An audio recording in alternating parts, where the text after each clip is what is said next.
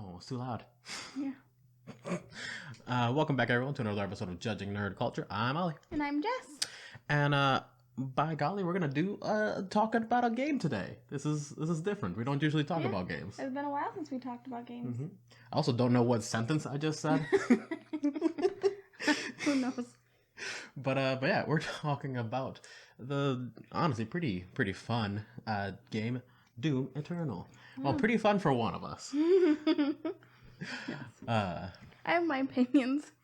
We're all entitled to those, I suppose.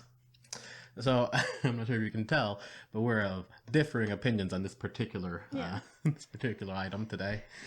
All the gamer boys are gonna come after me. Oh, boy. So, before we get into Doom Eternal, do you know anything about Doom in general? If you're talking about the mid-2000s film with Dwayne "The Rock" Johnson, yes. That was my first exposure to Doom. I thought it was just a movie. And then, in the movie it has, like, those video game sequences. I was like, why are they doing this? Why are they making it look like a video game? And then, lo and behold, I learned that it is loosely based off a video game. So that's when I realized, all movies that are made out of video games are not great. Or even good. But, yeah, that's when I realized it was a video game. Also, I like that movie, okay? I know hardcore, Doom fans probably don't like it too much. But, I don't know, it's fun. It's probably not, super good, but it's fun. Oh, it's definitely not good. But I think it is a masterpiece of, B-movie nonsense. It's a good quality movie. Yeah, but writing-wise, what actually happens in the movie, it's nonsense, and it's fun. I'm gonna be honest with you. I, for a good portion of my life, confused different scenes from the Resident Evil movie and the Doom movie, and just fused them in my mind some weird way or another. I wouldn't be surprised if they had done a weird crossover, because even though they're vastly different, they have that same weird monster feel. Mm-hmm. So, it would work. Some of the people in Doom turn into, weird zombies, right? Mm-hmm. So, it kind of works. But no, I actually meant just about Doom in general. Mm-hmm. I don't actually know a whole lot myself, and even though I did look up a few things before we even just started talking, within the last couple hours, I did forget almost all of it, other than it's an old shooter. It's one of the original first-person shooty type games, in that it was the first one to have borderline 3D graphics. Mm-hmm. They would have things that pop up and move around, and when you looked at it from different angles, you could see it, but it was just basically a flat image that would rotate towards you. It was very weird most of the time. Well, you gotta start somewhere. Yeah. And that was somewhere. That was a start. And it was wasn't it one of the first to be pretty hardcore? Yeah, it was definitely one of this and Wolfenstein and Quake, which I think was connected. They're all intimately connected between developers and franchises and all sorts of things. Were some of the pioneers of video game interface and first-person shooting and that whole. Okay, so you have a character, they're in the middle of the screen and they move and they do a thing. They pioneered a whole lot of that interface and the way that whole genre developed. Mm-hmm. And yeah, the long and short of it is that it's basically just an old grandpa that someone was like, why don't we put him in some new body armor and tell him to go shoot another person again? and that was the inception of the Doom soft reboot, because it seemed like it would have been a hard reboot. Nothing seemed to be connected really. Until Doom Eternal was like, oh no, actually everything's completely connected. It's the same guy. How? Time travel, space shenanigans, teleportation, interdimensional hell travel. Yeah. So, I mean, why not? The premise of Doom has always been incredibly thin. Just there's demons from hell, you kill them, Yeah. and that's the extent of it. Apparently, you can get there's a little bit of like an Easter egg towards this in the Doom Eternal game. You can find, you can unlock or find the poster, an image of Doom guy just holding a little bunny. Because apparently that's a callback to the original Doom games. After you come back from hell, or after you fight a bunch of demons for some reason or another, you go back to Earth and find your little pet bunny, the only thing that apparently this guy loves in ever, dead, killed by demons. So he swore an oath to kill every demon ever. And that is the cause and root of his hatred of demons. So he's John Wick of demons in space. Yes, he was the first John Wick. Also, they are mowing outside of our apartment building. So if you hear that loud noise, that's just Misfortune. unlucky timing for us. Yeah, hopefully I can try to make the sound go away through a little bit of editing, but we'll see. That's probably not that big of a deal. So yeah. Yeah. That's honestly everything that I truly remember from the Doom stuff, and all that really matters because there's so little actual interconnection between the originals and the new ones. Basically, just in Doom Eternal, they created these little threads to be like, all right, actually, this was the same guy. So all you people who were like old time fans and are like in your 40s but were like super excited to play this game, this is for you. But the Doom 2016 and Doom Eternal, which is its direct sequel, can basically just be its own little bubble for all intents and purposes. But that's enough nonsense about Doom, Doom. You played it for a little bit here and there. I know you didn't get super far. But did you get far enough to at least try out a few of the different weapons? Well, yeah. I mean, they give you a lot of them pretty quickly, Yeah, but like, I don't know how many you got. What I'm asking is like, how did you, the weapons is something that a lot of times is like lotted. Like, they look at all these cool weapons and their different firing functions and so on and so forth, and people have a lot of fun with all of that. I unlocked the shotgun, the flamethrower thingy, sticky bombs, and I got the assault rifle sort of deal thing. I'm not a gun expert. None of these guns are real. It's okay. Not like all those guys who play Call of Duty. They weirdly know a lot about guns. Okay, they do know quite a bit. It's weird. But yeah, I didn't get very far at all. Because normally I'm playing something else. When we got Doom, I figured I'd give it a shot. And I think at this point, I just wasn't really feeling video games that much, so I only played a little bit of it. And then when I came back to it today, and a couple like weeks ago, maybe, I played a little bit of it, and it's fun when you get to, I don't know, like the action stuff is pretty fun. I can see why people are into it, because it's like, it's got the music that really pumps you up, and it's got cool demons and all the cool creatures, and like they're very interesting and unique to what they are. Like a lot of the weird things, like the brain spider guy, like you don't see that anywhere else except for in Doom, and that's really cool. But for me, in my game playing experience, in an opinion,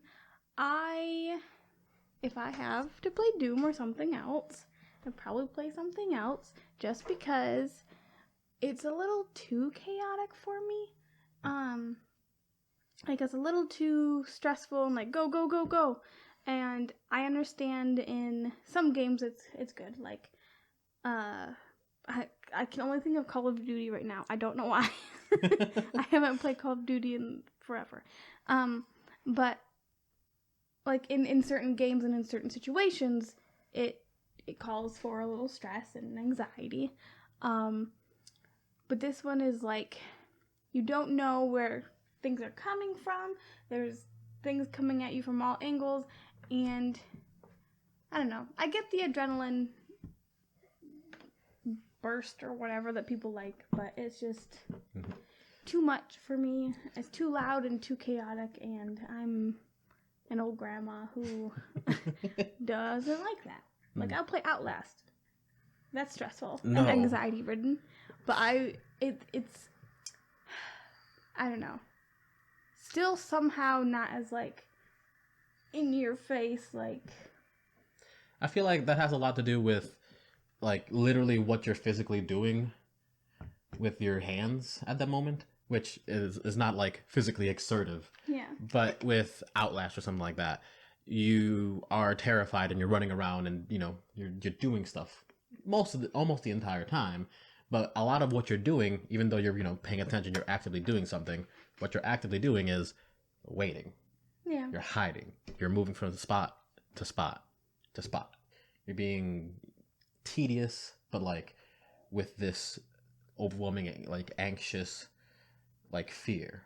With Doom, there isn't a single moment where you're just like, all right, gonna set up my shot, gonna prepare, gonna plan. It's all right. Well, I'm gonna take a step forward and then blow something up because if I don't, I'm gonna die. See, maybe that's the problem because usually in games I like to have a plan, or at least know what the next step is or where I'm going, what I'm doing, and for the most part, you know what you're doing in Doom. You gotta kill this arena of demons before you can move on or whatever, but it's less structured, I guess.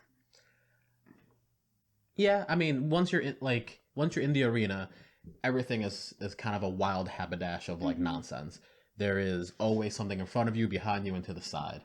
And even for people who are really great, like it's hard to keep track of everything that's going on at that time. I know that when I played I had a hard time really getting the combat right until I got into the habit of just, don't try to look for an enemy. Just run until you see an enemy, then fire at them, which was more effective. But I feel like that isn't the usual instinct for a lot of these games. Like, if you're playing some sort of, God, what shooting games are there nowadays that aren't Call of Duty? I know Call of Duty, Halo. Is Halo still popular? Definitely not, but it is cool. But yeah, it is in comparison to like a Halo, which I think they are coming with Halo Infinite soon. Maybe. So that'll be cool. But in that, there's a bit of chaos as well. Like there's a war usually. That's kind of the premise of Halo itself. But there's a lot more of you get to see what the battlefield is. There's sometimes sniper rifles you can use to like be a little bit tactical and like, all right, I'm gonna blow this thing up. I'm gonna take this vehicle. And in Doom, there's a lot less time in between those moments. You have to jump into an area and be like, all right, I'm gonna hit that, and just keep going. And as soon as you see something, make that decision at that moment. There's a lot going on outside. I'm sorry. There's so much. There's lawn mowing. There's sirens. But I mean, I like, for example, in war games, sometimes I do like to just run out into the middle of everything and just have at it and not really have a stealthy plan. But I don't know. Maybe I just am finding excuses about Doom, which maybe I just don't like it because I'm not great at it. I don't know. I just know that this morning when I played it, I thought to myself, this is stressful. There's a lot going on right now. I don't know if I like this. That's fair. I mean, I ran into an issue a few times in various maps in which, like, maybe I died a couple times in this little arena, and eventually I got past it. And then once everything had died down, everything, died, and I got the chance to look around to make sure I find all the secrets, because I do love to collect me some secrets. I found like, oh, there was a power up here that would have really helped. Oh, there was this, there was that, what, and the other thing. There was no moment to survey. I didn't get the chance to properly look around, and maybe that's a failure on me as a gamer. God, don't call yourself a gamer. Oh Lord. That felt offensive to myself. But anyways, that might be me failing. Like, I'm just not that great at these games. At any game, really. I'm not super great at video games. But it just, that happened multiple times. To the point where it seems like maybe the fields, the battlefield areas are so hectic and constant that the pressure it puts on you, you don't really get a chance to think about what you're doing in a way that's like satisfying. With like let's go back to Halo for just a brief moment, just because they're both big green dudes who shoot things. There's a big arena in Halo. It's like, oh, you sort of acknowledge your actions a little more regarding like, I shot that grunt in the head, I did this, I did that. With Doom, like, there's a few times where I was like, oh, is that guy dead? Did I shoot that guy? I'm not 100% sure what exactly occurred. Yeah. It's just a little bit faster, a little bit more hectic, and a little bit harder to keep a grasp on, which can definitely be anxiety producing. I know there was God, this is embarrassing, but near the very end of the game, like near some of the final arenas, if there had been like a blood pressure watch that I had on, it would have been fucking obnoxious. Yeah. Like, I was getting so frustrated and so tense because the fights were so long, and I was like, I can't stop moving. I've almost been dead for the past 4 minutes. So I realized that one of the points in the game is that you don't stop moving. You don't if stop. you stop moving, You die. You die. He's basically a shark. I think that's one of the reasons I also have my issues with it, just because I want to be able to stop and like collect myself and like, okay, what do I have to do next? Like, how am I on health and ammo, whatever. And I saw you when you were trying to defeat the boss at the end. The last one, or the second to last one? I don't know, the big giant demon man. Big giant demon man. That's the last one, alright. Yeah. And that looked very chaotic. And I know it's the final boss, and so it is more likely to be more chaotic in any game you play. But it was just, sometimes I didn't even know what you just did or where you were going, because there were so many like portals and so many demons and so many places you could jump, and there was a bunch of fire that you couldn't stand on in one of them, and it was just, there was a lot. There was a lot. There was a lot going on, and my brain was like, if I was playing this right now, I would be so confused and I would not know what was going on. Like, yeah, it takes getting used to, for sure. Like, if I picked up the game and she got shunted into the final boss zone, that would be wild. Would definitely immediately lose. Like, it is a thing that when I got there, I was like, all right, I know the nonsense is gonna occur here, and it's gonna be nonsense. It's gonna be fucking awful, and it was personally in a good way. But yeah, if you're not already in that like that conditioned state of like, all right, I'm ready to just sort of get beat up on for like the next 10, 15, 20 minutes, and then just being there can be a little bit too much. That being said, like the gameplay flow, the flow of the actual like combat from zone to zone, traveling from little narrative moments, which there is a narrative in this game, which is weird because like Doom isn't particularly lauded for its narrative focus, but it has a fair bit of lore and narrative in this particular iteration. 2016 was a little lighter on all this stuff, had its own moments too, but Eternal definitely seems to be like, all right, let's wrap things up, let's put together a fucking bow on this bitch and make it a story. But like the general flow seemed to be do a little platforming, find a little secret, listen to a little lore, fight a thing. Move, find, kill. Move, find, kill. And that was it. Repeat it again and again and again and again. And I'm not saying that's bad. I'm not saying that's like, I'm not even trying to be like reductive or anything. It's just that was what the pattern was. Yeah. And that could probably be said about a lot of different games. But it definitely seemed more evident. Like I could always tell when a fight is coming up. Partially because it was pointed out on the map. Like it tells you, oh, here's an arena. You're gonna fight here. Yeah. But even if I didn't look at the map, I could always tell, like, all right, a fight's coming up in like 10 meters. I'm gonna be right there. It was pretty obvious, and I can't tell if that really worked in its favor or not. Personally, I mean, it gives you a heads up, but I mean, if you are not ready for it, it's something. It's not gonna help. Yeah, that's a sort of like the gameplay flow in general. Mechanically, I think this game was pretty impressive.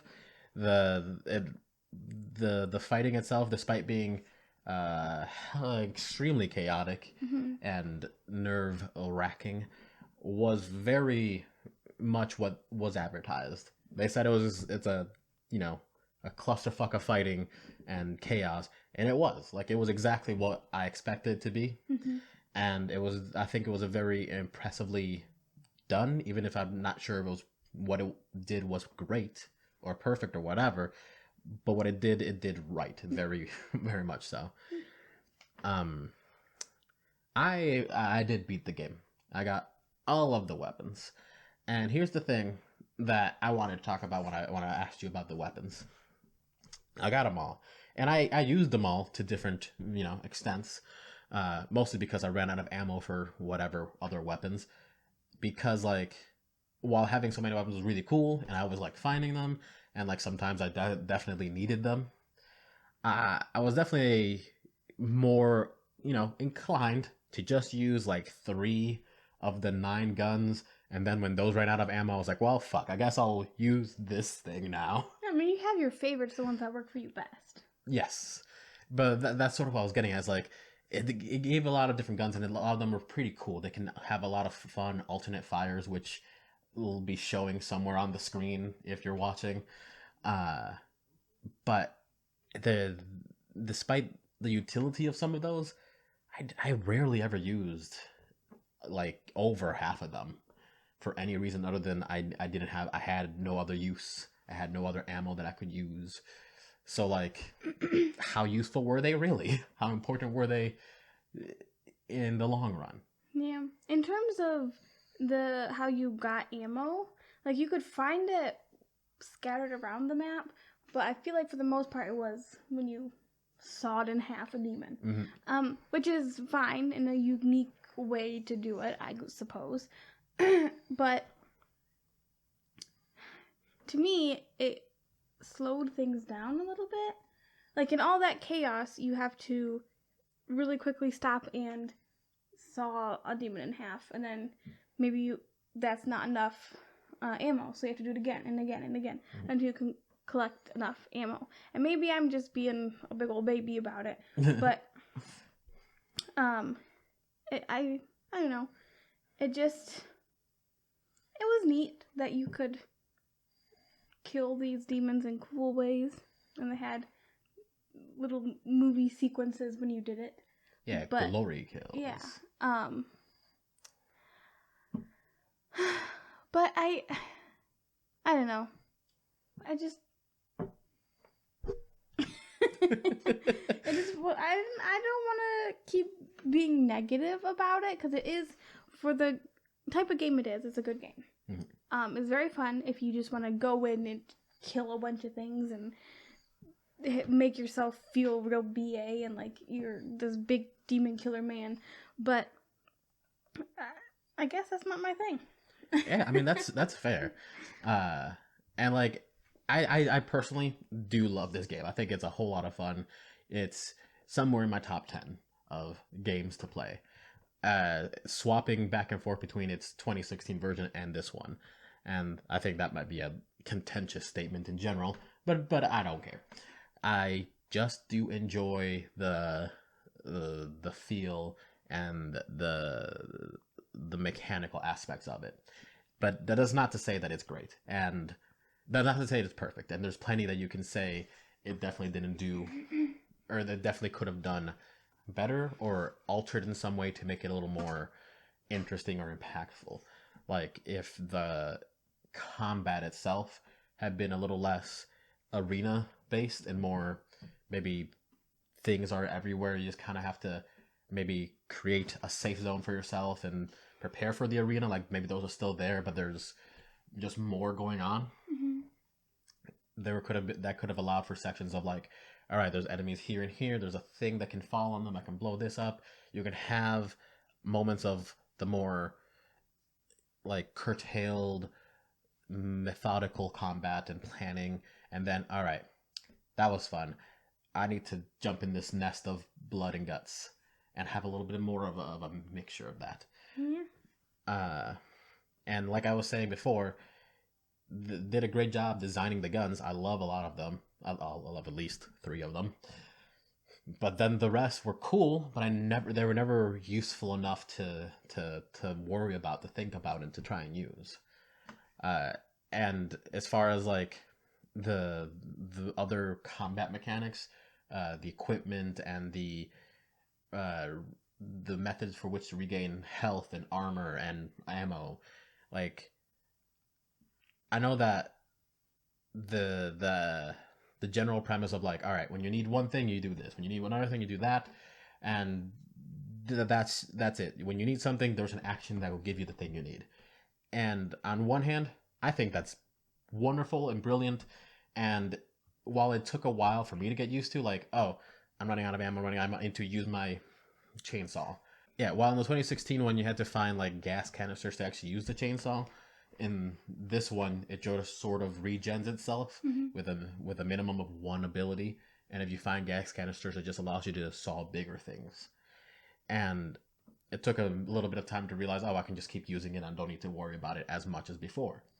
Like once I got that down, once I got sort of the method to how you're supposed to go through an arena, the running around, all right, ran out of ammo, saw a person, do a thing, do this, do that, it started to become a little more cohesive for me personally.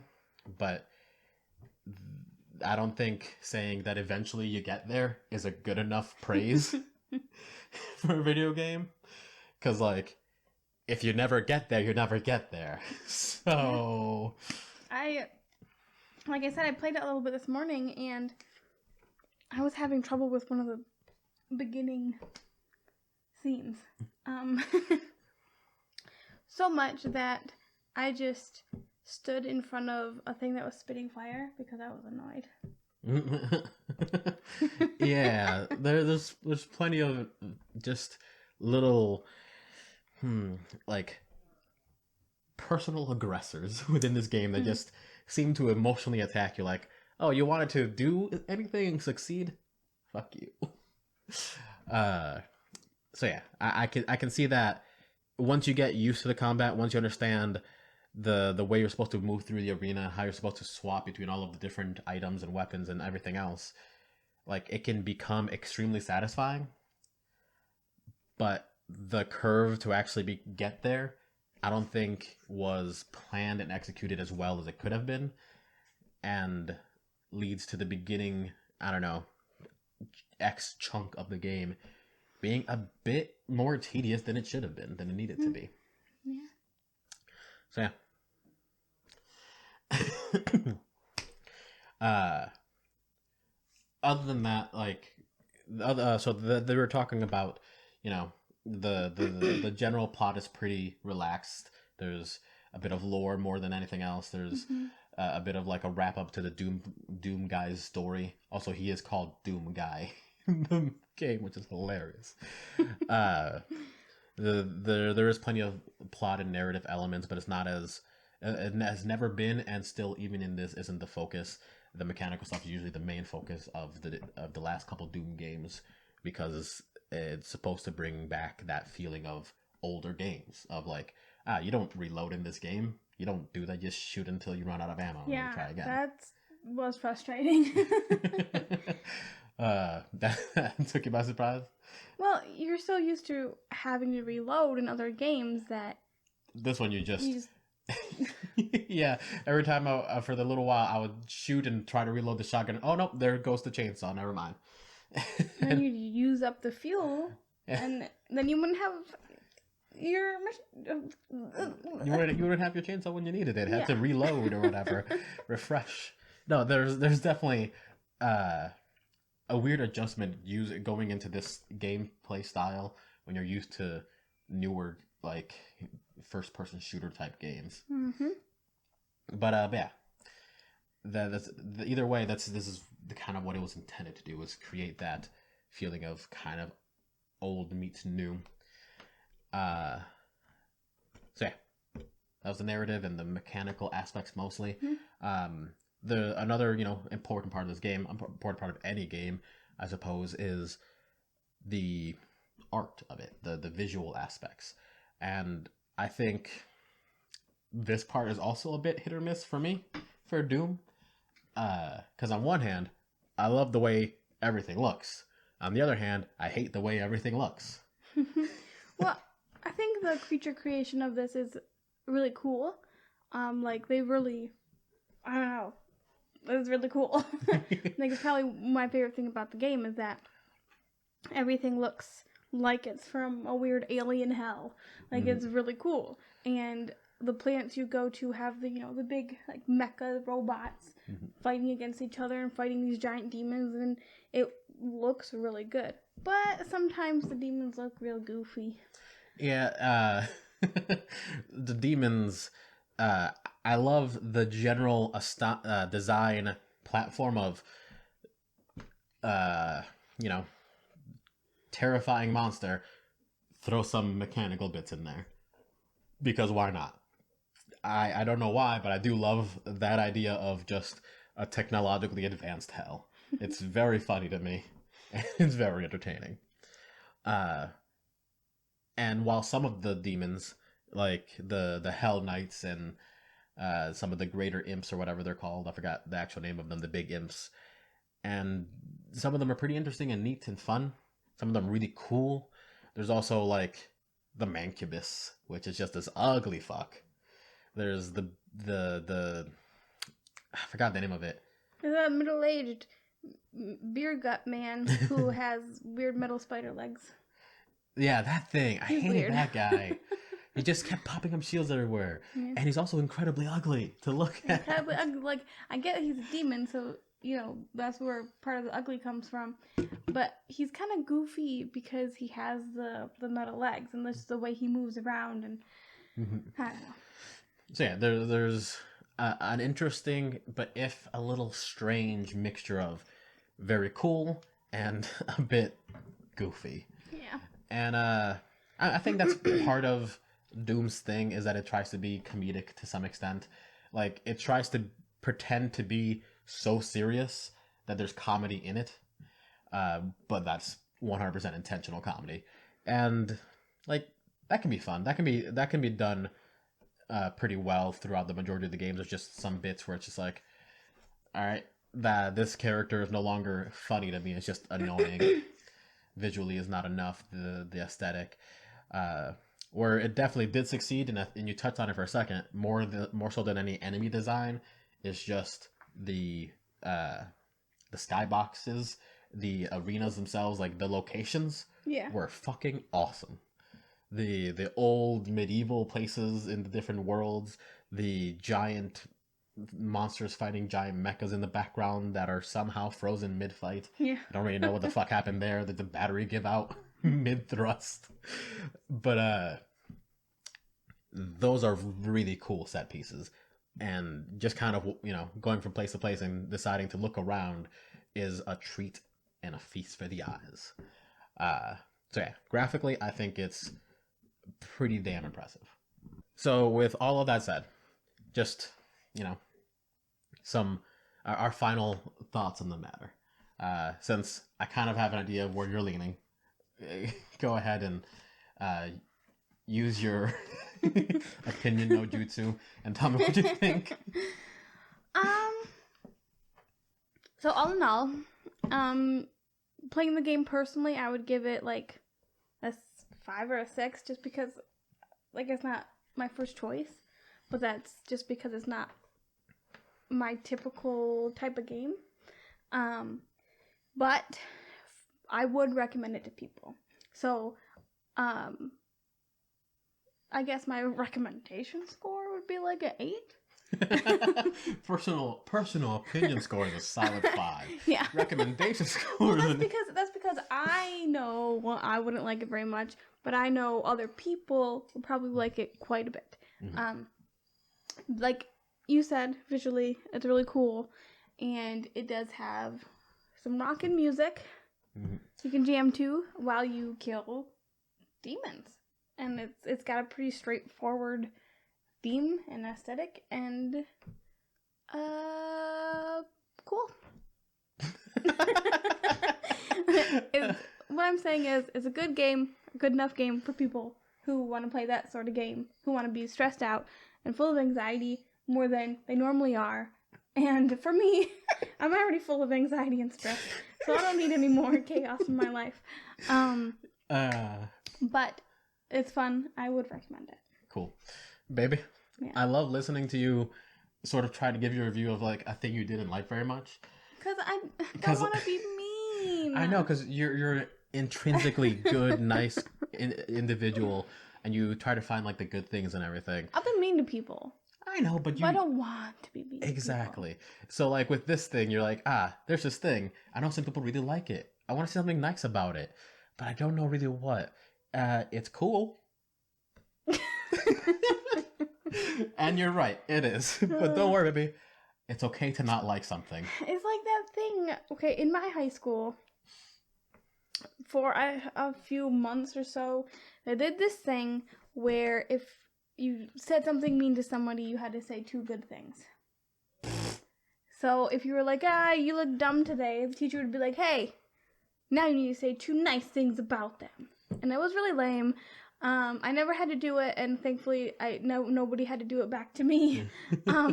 Well, you look like an idiot, but you have nice pants and a sparkling attitude. Yes, and there were a few times where it would just be like a weird icebreaker sort of deal, where you say something you mean to someone, and then no, where the class would come in, and then the teacher would have us all line up, and we'd have to it is 2 lines, and we'd have to go down and say something nice, 1 or 2 things nice about the person in front of us. So there were a lot of, I like your shoes. You got a cool shirt on today. Are you saying that you were institutionally trained to say superficially nice things about something? Maybe. No, I think that's just my anxiety, not wanting to be confrontational. Fair enough. There was a lot of confrontation in my household growing up, and I don't like confrontation. Okay. Dark humor. All right. So, my turn. It might have been a little TMI. It's okay. I had an okay childhood. I promise. It's okay. I don't even know if I want to cut this. So, anyways, kindness aside, that is a very valid opinion. 5 for you, but an 8 overall, I think, is a pretty solid opinion of this game. I think I would give it an 8 in real life, and like a 9.5 for me. You're doing it too? Yeah, I mean, why the fuck not? Your personal score is higher than your public score. Yeah, because I know that this game has a lot of different little aspects that can make it even less good than the predecessor, the 2016 version, and a lot of that comes down to creative directions for the game itself, adding a little bit more narrative, trying to focus on fucking anything. Just the direction it went in was a little different. It added more platforming, and by that I mean it added platforming, which is kind of wild, and that was hit and miss as well. There were so many things that it did that were very different that makes me overall think it did a great job, and I liked it more than I probably should have, just because I know that there was a bit of well, let's try this and let's try that. And I like that in a game. I like a, not, everything in the kitchen sink approach, but yeah, why the fuck not? Why not have him jump and just meaty fist a wall? Like, it's interesting. I like that sort of design process of why not. Yeah. So I think that appealed to my sensibilities a little more than maybe other more enlightened reviewers. But whatever. I also just found that once I got far enough into the game, like I got to a point, especially since I had just before played Doom 2016 all the way through, and then got Doom Eternal and played it through. So like I had already been sort of in the rhythm, and I was just feeling it. It felt powerful and it felt hectic in a typically exciting way. Like most of the time I would come into an arena and like freak the fuck out and like run around until I realized, all right, they're chasing me in this pattern, I'm doing this, and then I could whip around and stick a grenade to someone's dick and run away and do this and that and the other thing. And it just felt good to overcome some sort of weird hurdle or obstacle or like some chaotic mess within 2 minutes and then move on to the next one and destroy it as well. Because, in life, that's the opposite of true. Rarely ever do you that quickly solve a chaotic hurdle of nonsense in your way. So it just felt good to be able to go in, finish, and move on and do the same thing and again and just succeed that quickly and that thoroughly. Plus, it's just fun to shoot shit. So yeah, solid 8 game, 8 out of 10 for the masses. I'm giving it a 9.5. I think it is a splendor. Oh, it went up. It did go up, all right? It went up. I talked about it and it went up. So yeah, solid 9.5 for me. It's a hoot. But yeah, thanks for watching. But before you go, Jess, what are we talking about next time? Next time, we will be talking about Hellblade. Ooh, boy. So I know Senua's Blade, Senua's Journey, Senua. Hellblade, Senua's Revenge? Something. So, we're playing the first one right now. The second one isn't going to probably come out until next year. Probably a while. Or the year after. I saw some teaser trailers for it, but very short, just to get people excited for it. But we will be talking about Hellblade. Mm-hmm. It seems like the next one might actually be a flagship for the X series. Xbox. Maybe. So that'd be fun. Yeah, and that one, I actually do have a lot of positive things to say. So there's gonna definitely be a lot of loving for Senua in their next video. So let us know what you thought about Doom and Doom Eternal and our nonsense, and come back next week and listen to us talk about Senua. See. Senua so much. All right. Goodbye. Bye.